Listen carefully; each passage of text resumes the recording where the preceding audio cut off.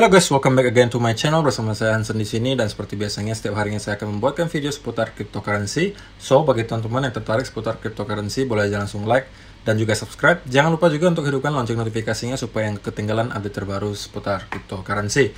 Apa kabar hari ini teman-teman semuanya? Semoga semuanya baik-baik aja, sehat-sehat selalu dan terhindar dengan yang namanya corona. Dan kayaknya moodnya pada baik hari ini harusnya, karena market crypto hari ini tidak seperti biasanya di hari Sabtu atau weekend. Kita melihat market hijaunya lumayan, naiknya secara total itu ada sekitar 3%. Market cap crypto secara total naiknya sekitar 3%, jadi itu lumayan. Dan pada hari ini kita pastinya akan update soal analisis teknikal Bitcoin lagi. Kemudian nanti ada beberapa berita yang cukup menarik yang pengen saya sharing juga ke teman-teman. Jadi stay tune terus sampai akhir video. Kita mulai videonya sekarang. Let's go. Oke guys, seperti biasa kita akan mulai dari kain market cap dulu. Nah, seperti yang tadi saya sebutin di awal video, kita hari ini naik sekitar 3,36% secara market cap global ke 1,38 triliun dolar. Dan Bitcoin sendiri sekarang berada di harga 33.818 dolar atau naik sekitar 4%. Ethereum di harga 2.134 naik 3,3%. Binance performanya kurang bisa mengimbangi dua top coin ini, hanya naik 1,79% ke 302 dolar. Cardano ada di 1,22 dolar, XRP 0,61, Dogecoin 0,19, Polkadot ada di 13,50 dolar. Oke, beberapa berita yang cukup menarik yang pengen saya bahas adalah pertama di artikel di CoinDesk yang menyebutkan Bitcoin analysts expect a short squeeze. Bitcoin sellers are expected to cover position which could lead to higher prices next week. Jadi ada seorang analis yang mengatakan kemungkinan besar kita akan ngelihat short squeeze di Bitcoin yang menyebabkan, ini dikatakan, if BTC retains the lower range of 30k, shorts will begin to squeeze as BTC move to the middle point of the range, likely accelerating in the coming days or weeks. Jadi pastinya di area sekitar 31, 32 itu kan banyak banget nih orang short lagi sell gitu ya. Dan kalau misalnya kita terus naik, maka posisi-posisi short tersebut akan terclose dan itu otomatis harus buy gitu kan. Dan itu dinamakan short squeeze. Jadi kalau misalnya terjadi short squeeze, biasanya itu pergerakan naiknya akan cukup tajam gitu. Nah, itu dari seorang analis. Dan juga ada analis berikutnya yang membuat artikel di Cointelegraph yang menyatakan 60k dollar is now more likely for Bitcoin than 20k, Bloomberg senior strategist assert. The analyst also treats the latest crypto ban in China as bullish for Bitcoin and the US dollar. Jadi ini seorang analis lah dari Bloomberg juga yang mengatakan kemungkinan kita ke 60.000 dolar sekarang itu lebih besar dibandingkan kita turun ke 20.000. Nah, jadi ini juga mendukung statement saya kemarin yang menyatakan saya masih pribadi yakin bahwa kita masih ada di pertengahan bull market. Kita masih setengah jalan. Oke, walaupun masih ada potensi untuk kita satu wave lagi ke bawah ke sekitar 28 atau 27 ribu, tapi overall secara mid term sampai long term kemungkinan masih bullish. Itu keyakinan pribadi saya ya guys, dan teman-teman kalau tidak setuju itu tidak ada masalah, karena masalah bear market, bull market itu hanya soal perspektif dan tidak ada yang bisa memastikan secara pasti. Oke. Nah, ini juga pastinya menjadi sebuah ya sentimen yang positif lah, karena kan ini kan media ya, jadi orang juga banyak baca dan ini juga bisa membantu orang-orang yang lagi takut untuk masuk ke market crypto, yang masih ragu untuk membeli, bisa jadi udah mulai terbuka hatinya untuk pengen masuk lagi, bisa jadi ya, dengan ada berita-berita positif seperti ini. Kalau teman-teman perhatikan tuh beberapa hari ini media-media udah mulai mengubah naratifnya dari arah yang negatif. Sebelumnya rata-rata itu FUD isinya, sekarang menjadi udah lebih positif. Oke, walaupun ya oke lah kalau misalnya teman-teman masih bilang, "Bang, pasti bakal ke 20.000 dulu bang sebelum naik lagi." Ya itu kan menurut pendapat teman-teman. Saya juga tidak menyalahkan, bisa jadi terjadi. Tetapi saya pribadi lebih yakin kita masih ada di pertengahan bull market. Jadi itu pendapat pribadi masing-masing. Dan tidak ada yang bisa memastikan yang akan terjadi selanjutnya. Kalau kalian bisa memastikan akan ke 20.000, ya sudah kalian tinggal sell aja, tinggal short aja. Cuannya lumayan loh, dari 33.000 ke 20.000 Berapa persen? Banyak dong, ya kan? Kalau kalian bisa memastikan. Nah, kalau menurut saya pribadi, kalau ada seorang analis yang mengatakan saya bisa garansi, saya bisa memastikan harga akan ke 20.000, menurut saya mereka udah pasti berbohong. Karena yang namanya analisa, prediksi, itu tidak ada yang bisa menggaransi, guys. Gak ada satupun yang bisa memastikan. Namanya juga prediksi. Kalau pasti benar, bukan prediksi namanya, gitu kan? Ya, berarti kalau namanya prediksi, bisa jadi benar, bisa jadi salah.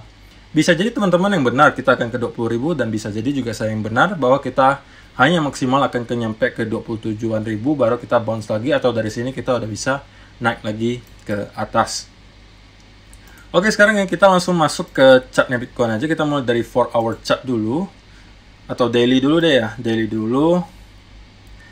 Nah, kalau di daily chart kita terlihat cukup baik. Karena apa? Kita udah jelas menembus dari pattern falling wedge di sini, dan kita sekarang lagi merangkak naik ke atas, dan sudah 4 hari berturut-turut kita melihat candle hijau, dan 2 hari diantaranya itu candle hijaunya lumayan gede. Jadi itu menunjukkan momentum bullishnya juga udah lumayan, udah mulai pada masuk lagi gitu ya.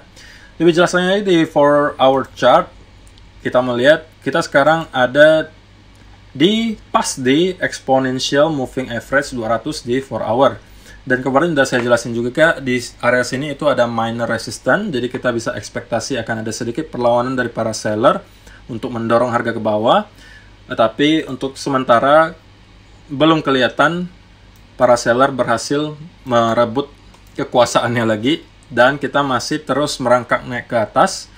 Dan kita rekap dulu sebentar, di hari-hari sebelumnya kita udah buat video ketika harga Bitcoin masih di sekitar ini, di sekitar sini, dan saya bilang kita bisa ekspektasi akan ada koreksi dulu sebelum kita naik lagi ke atas, karena kemarin ada Bitcoin option expire sebesar 330 juta dolar, dan juga pastinya ya orang pada masih panik gitu ya karena masuk weekend, dan ternyata kita koreksi dulu 2 wave sebelum kita naik lagi ke atas. Dan kemarin kita juga udah jelasin bahwa kita ada dalam semacam pattern ascending triangle, dan saya bilang akan lebih valid kalau kita retest lagi 1 kali ke bawah baru kita naik ke atas, dan itu yang persis terjadi sekarang.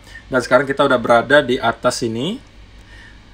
Kalau untuk ekspektasi saya, kalau misalnya momentumnya masih cukup kuat, kita akan nyampe lagi ke 35.000, dan kemungkinan besar di sini itu akan ada rejection sedikit.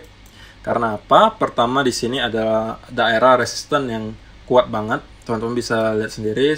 Saya kasih lihat kenapa saya bilang kuat. Di sini di reject sekali, 2 kali, 3 kali, 4, 5, 6, 7, 8, 9, 10. Jadi daerah ini sangat-sangat penting. Kalaupun kita mempunyai momentum yang cukup langsung menembus dan kita langsung retest, itu adalah sebuah hal yang sangat positif. Dalam artian, jika kita mampu menembus dari daerah ini, maka tidak akan ada lagi resisten yang cukup signifikan selain di daerah atas di sini di sekitar 40-an ribu. Jadi kalau kita udah di atas 35.000, maka kemungkinan besar kita akan mampu naik lagi ke sini. Kalau kita tidak di-reject dari area sini, kita tembus, kita harus melihat ada konsolidasi dan retest, maka kemungkinan besar kita akan nyampe ke 43.000. Tetapi itu masih cukup jauh untuk dibicarakan. Kita sekarang bicarakan yang dekat-dekat dulu, apa yang akan terjadi kira-kira. Nah, kalau misalnya saya bilang di sini kalau kita breakdown ya, ini kan kita sementara ini guys, kita membentuk semacam, ini saya hapus dulu biar lebih jelas. Oke. Nah, ini kita sementara membentuk semacam rising wedge. Kalau misalnya teman-teman nggak tahu rising wedge itu apa, itu modelnya seperti ini. Nah, ini adalah rising wedge. Dan secara teori, rising wedge ini merupakan pattern yang bearish. So, kita bisa ekspektasi kalau misalnya kita breakdown dari sini dan flag misalnya, maka kita bisa ekspektasi akan ada koreksi sedikit ke bawah. Dan dari sini kita baru bisa mungkin naik lagi, merangkak naik ke atas lagi. Itu adalah opsi pertama. Oke.